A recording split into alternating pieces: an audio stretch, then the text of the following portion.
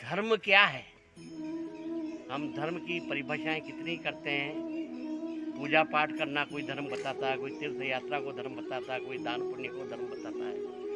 पर धर्म की सीधी सी परिभाषा ये है कि धर्म यानी अपने कर्तव्य का पालन करना, अपनी लाइबिलिटीज को समझना, अपने उत्तरदायित्वों का पालन करना ही धर्म है। जैसे राजा का क्या धर्म है, तो राज धर्म कहते हैं उसको। राजा का जो कर्तव्य पालन करता है वो राजधर्म। ऐसे पितृधर्म होता है जो पिता के धर्म का, पिता के कर्तव्यों का पालन करे। पुत्र धर्म वह है जो पुत्र के कर्तव्यों का पालन करे।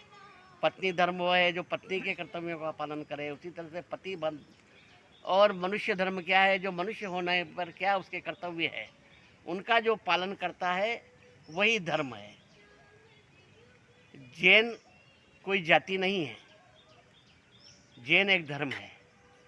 किसी भी जाति का व्यक्ति जैन बन सकता है यदि वो उनके आगमों में वर्णित सिद्धांतों का, पंच महाव्रतों का पालन करता हो, अपनी जीवन शैली को उस तरह से गुजारता हो, वह व्यक्ति जैन हो सकता है।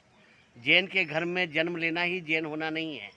और यदि वो जैन के घर में जन्म नहीं लिया है और जैन धर्म का पालन करता है, उसके कर्तव्य जो है उनका पालन करता है, तो वह भी जैन है। जैन धर्म में कई संत हुए हैं जो जैन के घर में पैदा नहीं हुए।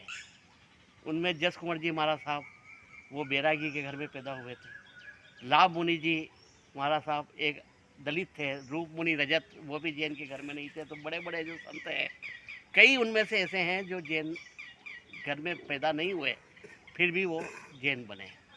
पंच महाव्रतों के बारे में रातड़िया जी ने विस्तार से 10 बिंदु और अपने उद्बोधन के बारे में हमें बहुत बताया है।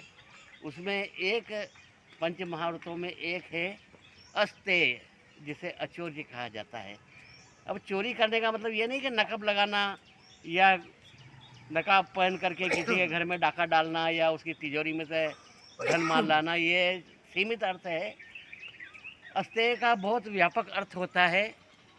यदि आपने बैंक से कर्जा लिया ना, नहीं चुकाया है, तो वो भी चोरी है। आप किसी से कुछ सामान मांग करके ले गए और उसे वापस नहीं लौटाया, तो वो भी चोरी है। यदि किसी और आपने अपने नाम से छपवा दिया, तो वो भी चोरी है। यदि किसी ने कविता लिखी और आपने अपने नाम से सुना दी, तो वो भी चोरी है। यदि कोई अभिनय करता है ना, आपने उसकी नकल की, तो वो भी चोरी है। यदि आपने किसी से श्रम करवाया, मेहनत करवाई और उसका मूल्य नहीं चुकाया, तो वो भी उसकी श्रम की चोरी है। इस तरह से ये अस्तेय बहुत बड़ी परिभाषा है इसकी। उसका एक उदाहरण अभी हाल ही में आया है कि अभी 23 मार्च को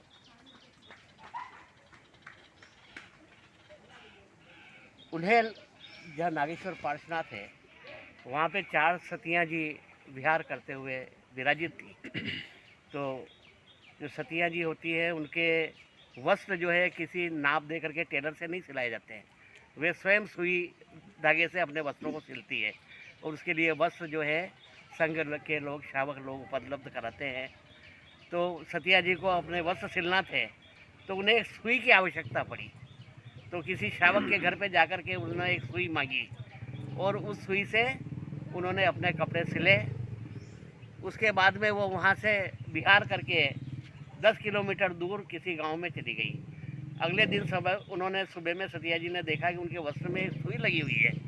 तो उसने कहा, ये तो बड़ा अधर्म हो गया, हम अपना कर्तव्य नहीं पालन कर पाए। जिसको हमने सुई ली थी, उसे सुई हमने वापस नहीं लौटाई और ये गलती से हमारे साथ में आ गई। ये हमारी बहुत बड़ी भूल हो गई है। अब इसका किस तरह से प्रायश्चित करना चाहिए? तो उन्होंने कहा कि अपने को वापस उन्हेल चलना चाहिए और ये सुई जिससे अपन ने मांगी थी, वह उसे वापस लौटाना चाहिए। तो वो 10 नए पैसे की सुई वापस करने के लिए 4 सतिया जी 10 किलोमीटर चल के वापस उन्हेल आई और उस श्रावक को धन्यवाद सहित वह सुई वापस की और उनसे क्षमा मांगी कि ये गलती से सुई हमारे साथ में चली गई थी, हम आपको वापस करते हैं। तो ये जो कर्तव्य है अपना, कि किसी से यदि कोई वस्तु मांगे तो उसे वापस से धन्यवाद करें, यह अस्तेय है। और यदि हमने समय पर अपने कर्मों की निर्जना नहीं की, तो आगे जा कर के वह हमें किस प्रकार से भारी पड़ सकती है, दुखदायी हो सकती है, इसलिए यदि हमसे कोई भी गलती हुई हो तो उसका हमें प्रायश्चित उसी समय कर लेना चाहिए। यह घटना बहुत चर्चा का विषय बनी कि एक मात्र 10 नए पैसे की सुई देने के लिए 4 सतियाँ जी 10 किलोमीटर दूर से वापस आई और उन्होंने वो उससे वापस की। ये इससे बड़ा अस्तेय का उदाहरण और मेरे को सुनने में नहीं आया। धन्यवाद।